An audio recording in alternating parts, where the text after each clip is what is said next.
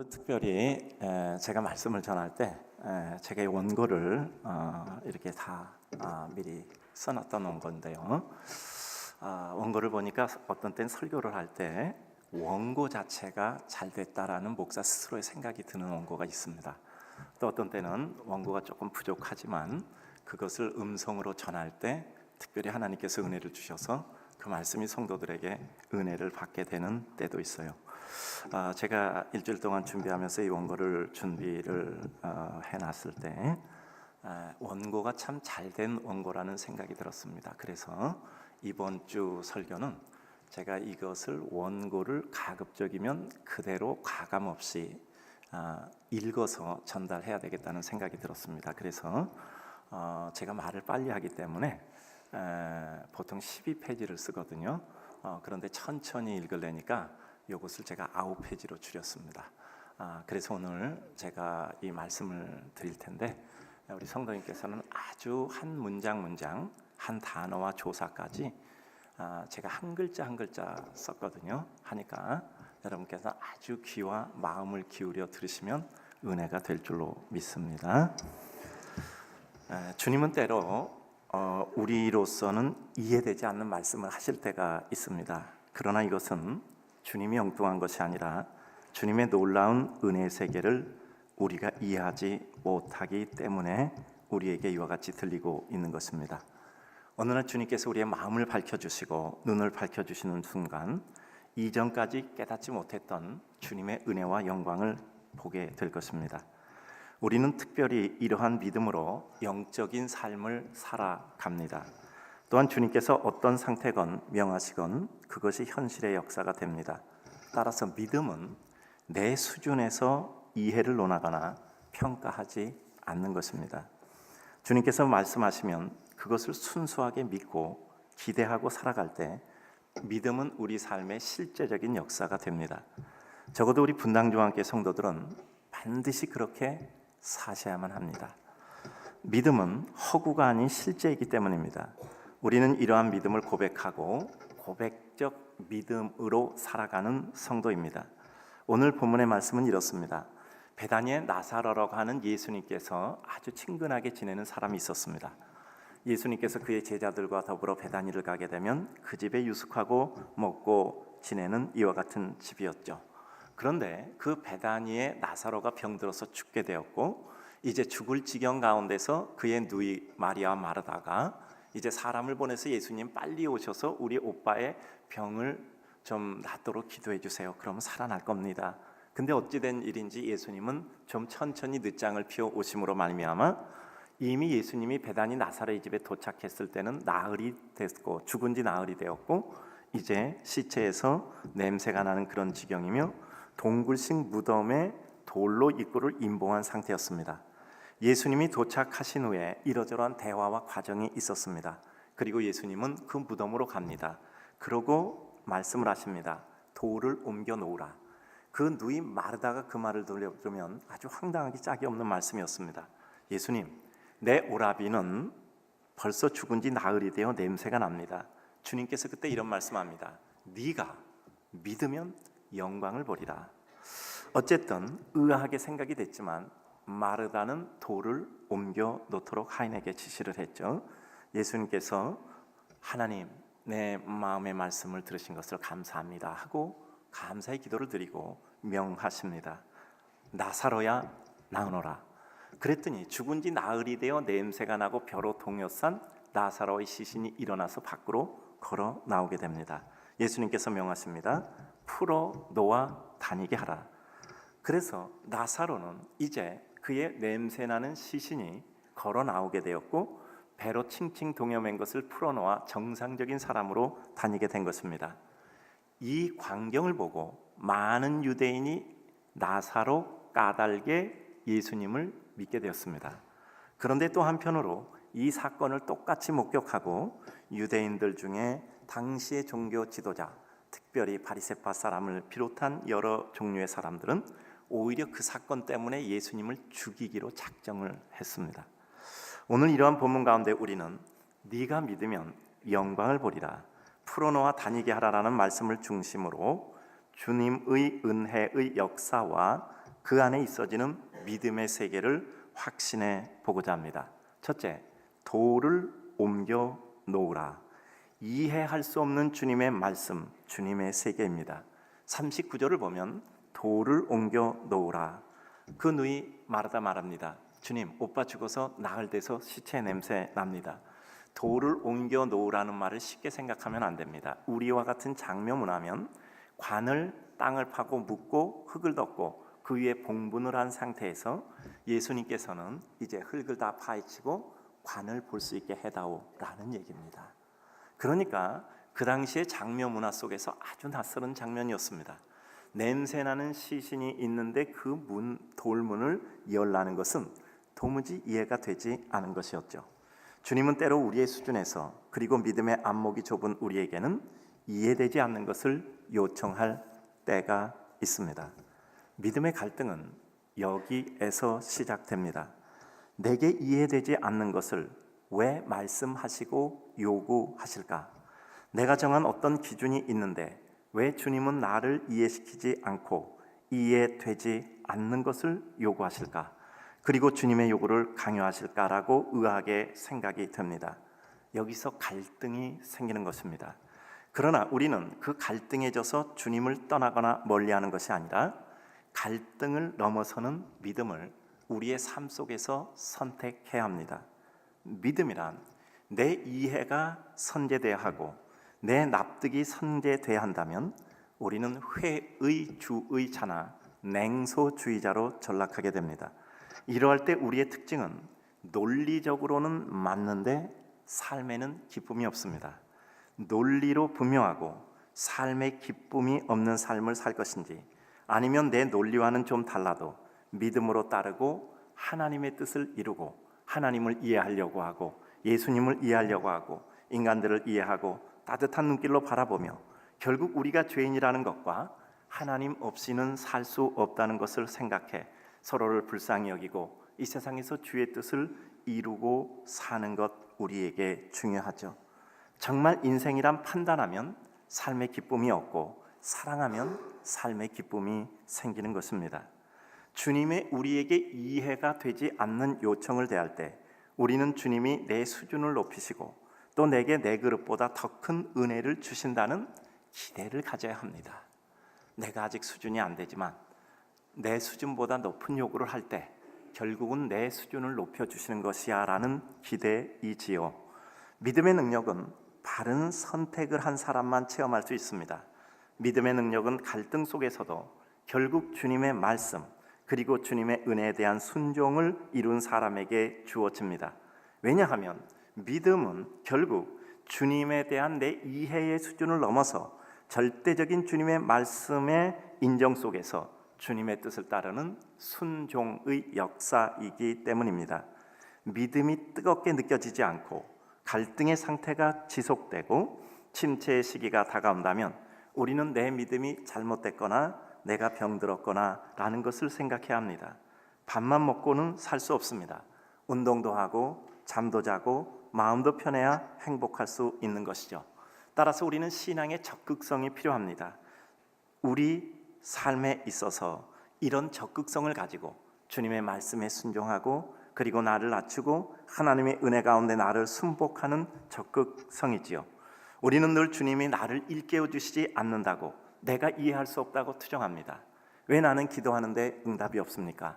나는 기도하며 열심히 일하는데 왜 나에게는 그와 같은 보상이 없습니까? 라고 생각을 합니다.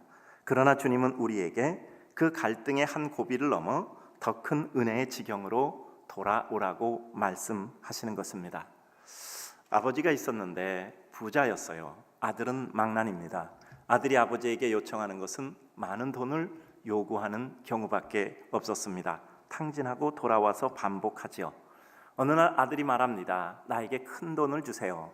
아버지에게 여러 가지 괴롭히는 말을 하게 되죠. 아버지는 성경책을 한 권 줍니다. 성경을 읽어라. 아무리 권해도 성경을 읽지 않죠. 돈을 달라는데 왜 성경을 주십니까? 성경을 읽으면 돈이 생긴다 라고 말했습니다. 아들은 이해가 되지 않고 결국 그 아버지에 대해서 끝까지 그 말을 따르지 않았습니다. 아버지는 당연히 성경책 사이에 고에게 수표를 넣어 두었겠죠. 우리는 내 삶이 과연 바른 길을 선택할 것인가에 대한 검증이 필요합니다. 내가 언제나 기쁜가? 힘들어도 일이 안 돼도, 지루해도, 삶이 곤고해도 내가 기쁜가? 나 때문에 내 주변 사람들이 기뻐하고 있는가? 나는 믿음이나 믿음과 관련된 주변 사람들에게 대해서 감사하고 감격하고 은혜를 받고 있는가? 아니면 판단되고 때로는 그들이 어리석어 보이고 때로는 마음이 지루하고 분격하고 있는가?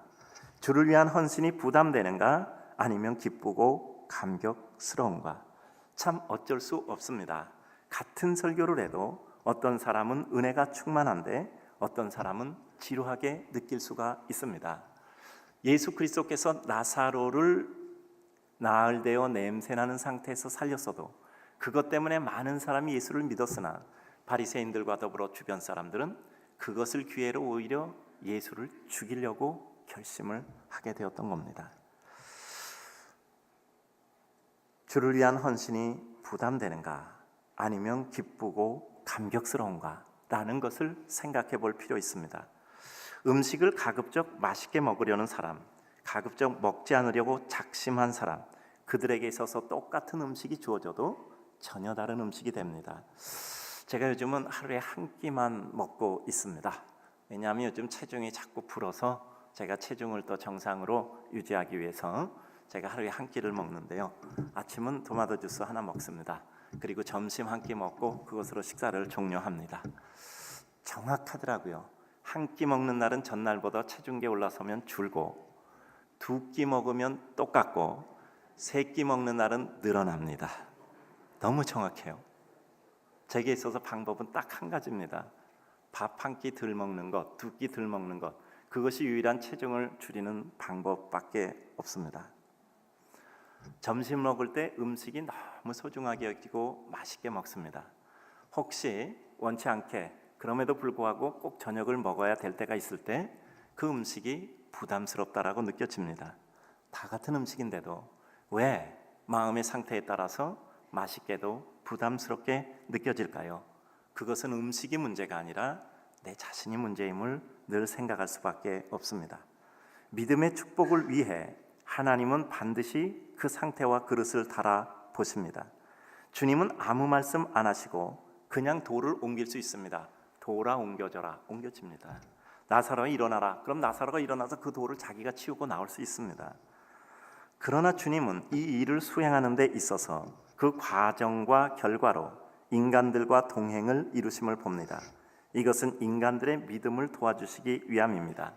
주님이 인간을 도우신다는 것은 인간들의 믿음의 지경을 넓혀주시고 그 믿음의 깨달음을 도와주시기 위하십니다. 인간들을 그 은혜의 장면의 동참자로 삼아주시는 것입니다.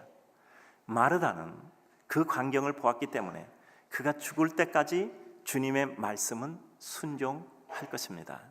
주님의 말씀을 지키고 싶어 할 것입니다. 그야말로 예수님의 십자가를 지고 가는 그 길에 울며 울며 따른 여인들의 무리처럼 그는 끝까지 은혜를 체험했기 때문에 예수님의 말씀을 소중히 여기며 지킬 것입니다. 오늘 본문에 나온 마르다의 말을 듣고 그 돌을 치운 사람들, 그 모든 사람들은 방관자 구경뿐이 아니라 손 한 번이라도 쓰고 마음 한 번이라도 쓴 은혜의 동반자로서 장면에 함께 하는 겁니다. 주님이 우리에게 어떤 요청을 하실 때 그것은 우리 마음에 부담을 주시는 것이 아니라 우리를 은혜의 동참자로 불러 함께 가시려는 뜻입니다. 주님은 이러한 은혜를 체험하게 하기 위해서 우리에게 던지시는 과제는 항상 우리의 믿음을 달아보시는 것입니다. 돌을 옮겨 놓으라, 이해 안 가요? 그러나 주님 믿고 따르면 이는 그것을 체험하게 될 기초적 수준에 이르게 됩니다. 주님의 시험이란 우리로 하여금 시험 걸려 넘어지게 하려는 것이 아니라 시험을 넘어 믿음의 세계로 진입하게 하시려는 것입니다. 결국 시험을 거쳐 믿음의 세계로 들어가게 하시고 그 기대하는 믿음 위에 능력을 부어 주시는 것입니다. 혹시 우리 삶에 주님의 말씀이 이해되지 않는다면 우리로 하여금 회의 속에 주님을 떠나라는 말씀 아니고 내 믿음으로 그것을 극복하여 주님의 은혜의 세계에 동참하라는 뜻입니다. 사랑하는 성도님들, 전혀 다른 세계의 모든 것이 우리에게 다 믿겨지지 않는 것은 당연합니다. 믿음은 우리와는 다른 세계입니다. 따라서 우리에게 의아한 것이 많지요. 한 걸음 한 걸음 그 믿음을 순종함으로 이해하게 되고, 주님이 옳다 생각하시면 말씀하신 것 자체도 의심보다는 기대를 가지고 지켜봄이 필요합니다. 내 이해와 확신의 세계를 넘어선 범위가 내게 다가올 때 우리는 무척 피곤함을 느낍니다. 왜 그럴까요? 그것은 인간이 가지고 있는 죄로 인한 피해의식의 본능으로 인하여 당연한 겁니다. 인간이 왜 죄를 짓습니까? 사단에게 속아 넘어가서 죄를 짓는 겁니다. 속아 넘어가서 죄를 짓고 죄의 결과 사망이 오게 되고, 사망은 하나님으로부터 불리며 모든 고통을 수반하고 있습니다. 인간은 그래서 내가 속아 넘어서 이와 같은 고통을 당한다는 이와 같은 마음의 근절을 가지고 있습니다. 따라서 늘 의심하게 되는 것이지요. 그러나 주님이 내게 진정한 은혜의 역사를 베푸시는 분이라는 것을 확신한다면 우리는 의심 이전에 기대를 가지고 나아가 그 말씀을 따르는 것이죠. 내가 이해되지 않는 부분을 가지고 주님께 반박하며 내 마음을 이해시켜 보라고 요구하는 것이 아니라, 내 마음을 다짐하고 나를 설득하여 오히려 주님의 은혜를 향하여 가는 것이 믿음입니다. 요즘 믿음이 자라지 않는 성도들의 특징은, 주님, 나를 한번 감동시켜 보세요. 내 눈앞에 증거를 보여주세요. 그리고 내게 축복하셔서 내가 그 축복 가지고 헌신하겠습니다. 축복하시면 내가 헌신하겠습니다. 헌신하면 축복입니다. 라는 것은 전혀 다른 겁니다. 믿음이란 주님이 나를 감동시키는 경우도 있지만, 주님은 우리에게 스스로 결단을 내릴 기회를 주셔서 우리로 그 결단을 이루게 하시고 그 다음에 더 큰 은혜를 주시기 원하는 때도 있습니다. 주님은 우리가 스스로 주님을 찬양하기를 원하시기 때문이죠. 두 번째입니다. 네가 믿으면 하나님의 영광을 보리라. 믿음으로 인하여 체험되는 하나님의 영광과 그 역사입니다. 40절, 네가 믿으면 하나님의 영광을 보리라. 우리는 믿음을 통하여 하나님의 영광을 보게 됩니다. 하나님의 영광은 결코 우리의 계산의 영역 안에 갇혀 있지 않습니다. 그러므로 우리의 계산의 영역을 넘어서서 그 믿음의 역사는 진행됩니다. 나는 믿음으로 하나님의 놀라운 영광을 보기 원하십니까? 아니면 내 계산과 경험에 맞는 제한된 하나님의 역사만을 보기 원하십니까? 내게 믿음이 있는가? 아니면 나는 믿음을 구경하는 구경꾼인가? 믿음은 객관적 사실의 인정뿐 아니라 주관적 체험을 통한 사실 인정이라고 말씀을 드린 바 있습니다. 내게 있어서 믿음의 능력을 체험합시다. 믿음은 나 자신보다 위대합니다. 믿음을 판단하지 않고 믿음을 체험함으로 우리는 하나님의 은혜 세계에 가는 것입니다. 믿음은 하나님의 영광을 보게 합니다. 믿음은 가상과 허구가 아닙니다. 또한 내가 생각하는 범위 안에 갇히지도 않습니다. 우리 삶의 모든 것에 대해서도 마찬가지입니다. 누군가를, 무엇인가를, 어떤 일을 이해하지 못하고 또 하나님을 이해할 수 없을 때 우리는 내 한계에서 판단하는 것이 아니라, 그때 나를 넘어서서 내가 이해 못하는 다른 세계가 있고 다른 진실이 있음을 믿고 나를 넘어서는 하나님의 세계가 있다고 생각하는 순간 우리의 삶의 지경이 한순간에 확장되는 겁니다.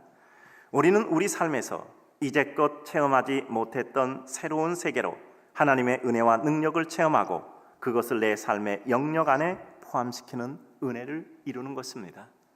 내가 품을 수 없는 것을 품는 순간 내 안은 하나님의 은혜로 놀라운 확장의 역사를 가지게 되는 것입니다. 무한한 하나님의 무한한 능력을 체험하시려면 무한한 믿음으로 하나님의 무한한 역사를 체험하고 그 은혜의 손에 잡혀 보아야 합니다. 내가 하나님을 붙잡는 것이 아니라 하나님의 손에 내가 붙잡혀야 합니다. 우리는 기도를 하면서 내가 하나님께 제시한 방법으로만 응답받는다 생각하지 않습니다. 모든 기도를 하고 마지막에 우리는 어떻게 기도하죠? 하나님, 저는 이렇게 기도했지만 하나님의 가장 큰 은혜의 방법으로 이 기도를 응답해 주십시오. 기도의 최종은 수용이라고 말씀드렸습니다. 하나님의 무한한 은혜를 사모하면서 우리는 어떻게 나는 그 하나님의 무한한 은혜를 사모하는 사람으로 생각하고 살까를 생각해야 합니다. 헌신을 피곤해하면서 어떻게 하나님의 은혜를 사모하겠습니까?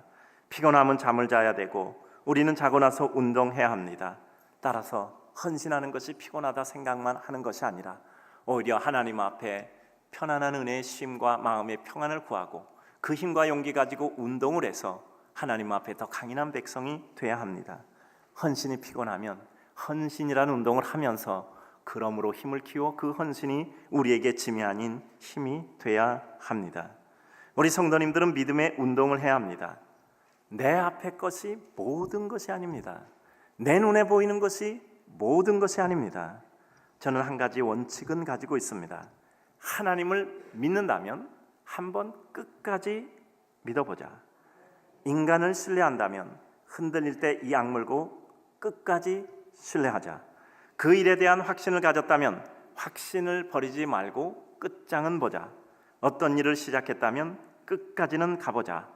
삶의 모든 것 10번 뒤집히지 않겠는가? 큰 믿음의 세계에 나를 던져 봅시다. 이제까지 내가 체험해보지 못한 세계에 나를 한번 던져봅시다.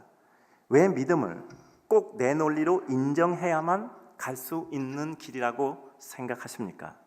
의외로 인생에는 논리를 확인한 후에 그 일을 행할 수 있지만 그 일을 행함으로 논리를 확정하는 경우도 있습니다. 과학의 실험이요, 논리로 실험을 하는 게 아니라 실험하는 과정 속에서 일정된 현상을 찾아 그것을 정리한 것이 원칙이고 과학입니다. 논리에 따라서 시험한 것이 아니라 끊임없는 실험을 하다 보니까 그 논리가 발견되는 겁니다. 그것을 정리한 것이 자연과학, 사회과학, 인문과학이 되는 것이죠. 따라서 우리는 믿음의 논리가 없는 것 같이 보는 것이 아니라 가장 명확한 믿음의 논리를 체득하고 체험하는 삶의 실행을 이루어야 합니다. 오늘 성경을 보면 그 이후에 기록이 되어져 있습니다. 이 사건을 보고 유대인들은 나사로 까닭에 예수님을 믿었습니다. 당시 바리새인들은 그리고 주도그룹은 오히려 나사로 까닭에 그 사건으로 인하여 예수를 죽이기로 결심을 합니다. 자신들이 신봉한 자신들의 원리와 논리 때문이죠.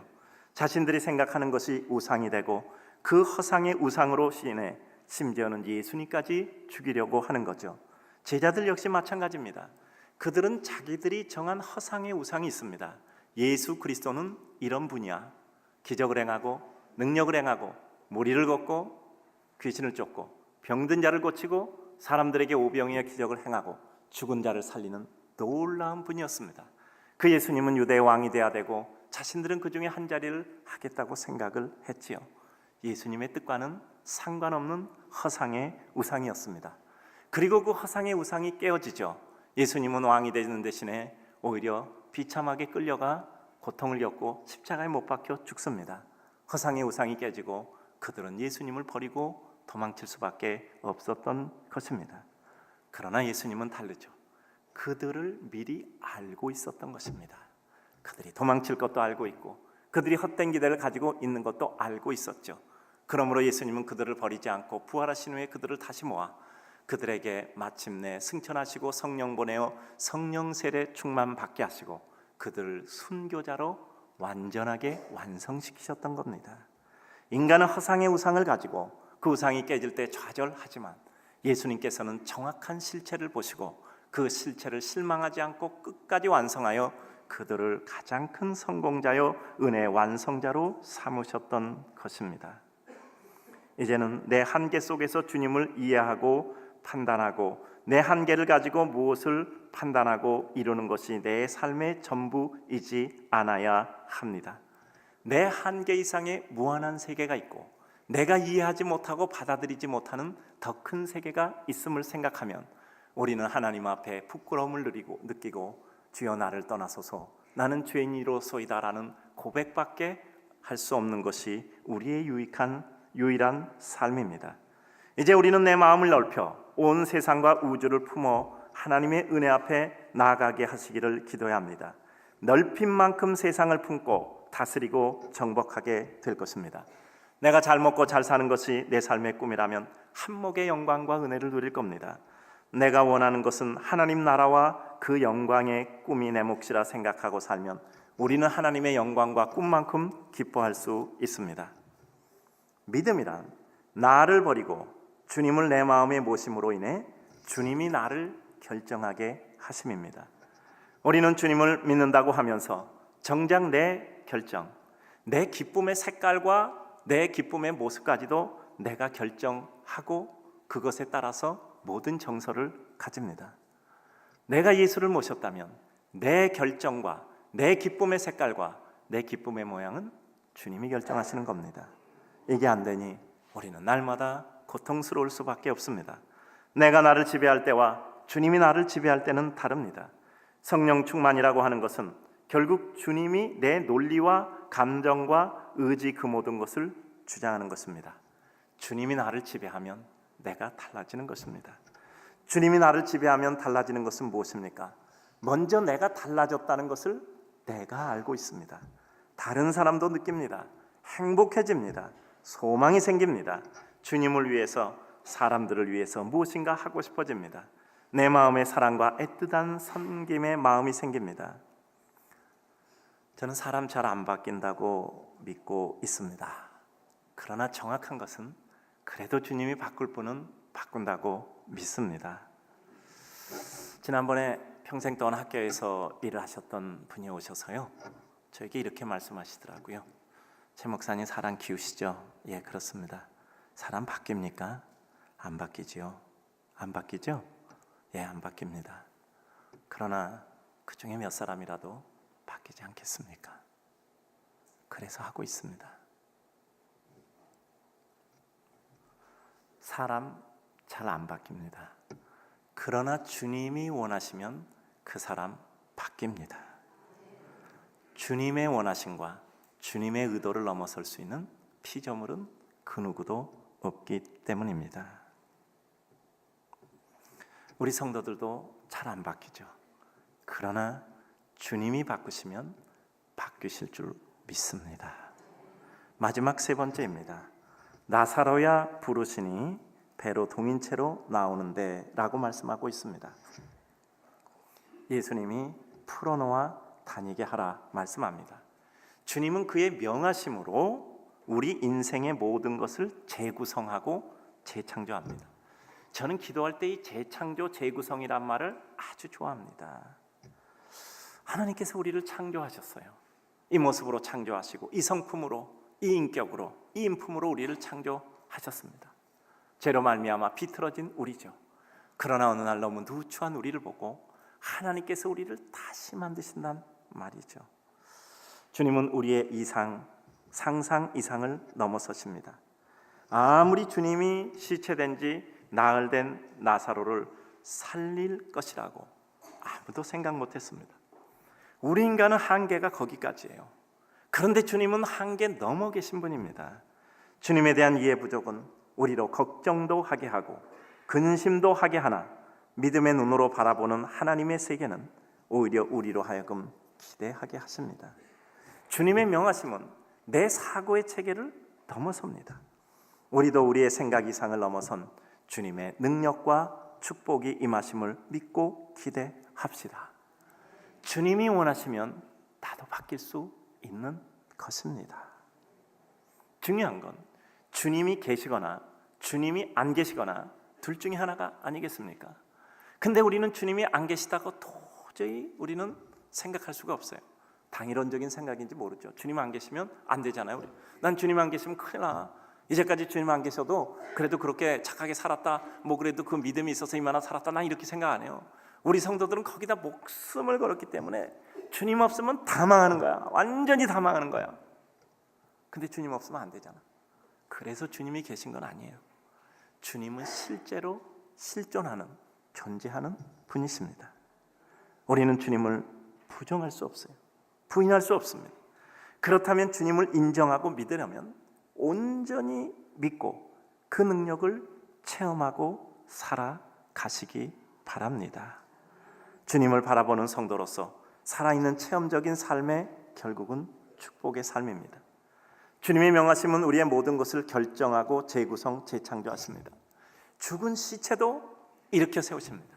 시체 같은 우리 마음, 시체 같은 내 삶, 시체 같은 내 인생, 주님께서 세우시면 세우시는 것이고, 주님께서 자유롭게 다니게 하시면 다니는 것입니다.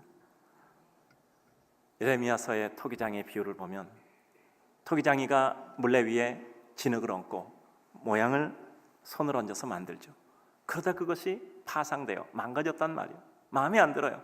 그러면 그것을 버리는 것이 아니라 다시 주물러서 물레에 놓고 다시 정성을 들여서 만드시는 거예요.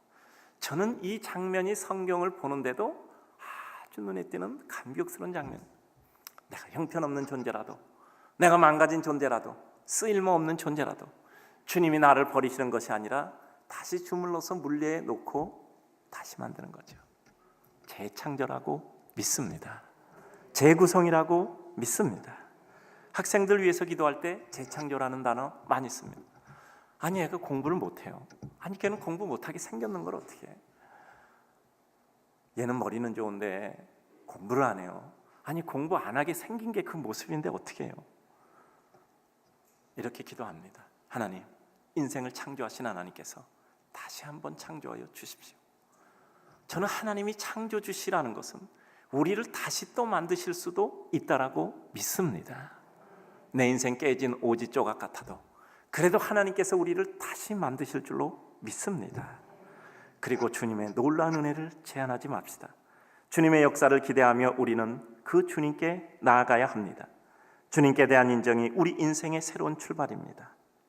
인생은 달라질 수 있습니다. 인생은 달라질 수 있습니다.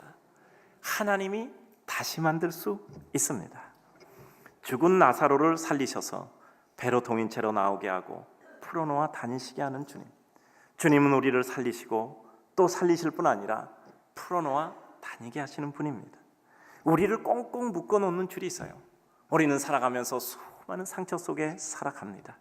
열등감, 분노, 원수짐, 헤어나지 못하는 삶의 수렁 속에서 주님은 우리를 풀어놓아 다니게 하실 것입니다. 바닷가에 이리저리 상책이 난 모래사장에 파도가 한번 들이치면 깨끗하게 골러쓰는 것처럼 하나님의 은혜가 저희 가슴을 스치는 순간 우리 가슴은 깨끗하게 판판하게 되리라고 믿습니다. 가다가 또 상책이 나면 하나님이 또 한번 우리 마음을 쓸어주시고 그와 같은 반복을 통해서 이제는 생채기가 나도 그것을 두려워하지 않으며 하나님의 은혜를 간구하는 성도가 되는 것입니다. 우리는 주님의 명대로 다시 일어나 다시 걸어야 하고 다시 뛰어 다녀야 합니다. 우리는 주님의 다시 만들어주시는, 다시 살려주시는 은혜를 체험해야 합니다. 네가 믿으면 하나님의 영광을 보리라. 믿읍시다. 믿읍시다. 내 갈등, 내 생각, 내 기준을 넘어서 우리 주님과 그 말씀을 믿되 믿음대로 행하며 삽시다. 우리 마음과 몸을 일으켜 주님의 뜻을 따르고 이루십시다. 믿음의 모습대로 살아가고 행하십시다.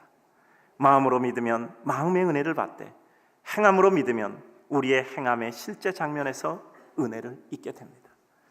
저는 우리 성도들이 마음에만 은혜를 받지 말고 그 행함의 실제 장면 속에서도 은혜를 받기를 주의 이름으로 축복합니다.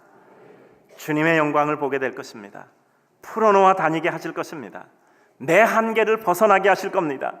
나를 꽁꽁 묶고 있는 모든 끈으로부터 풀려나게 될 줄로 믿습니다. 사랑하는 성도님들에게 네가 믿으면 하나님의 영광을 보리라 말씀하신 주님, 풀어놓아 다니게 하라는 말씀대로 우리가 하나님의 영광 속에 살아가는 거룩한 성도 되기를 주님의 이름으로 축복합니다.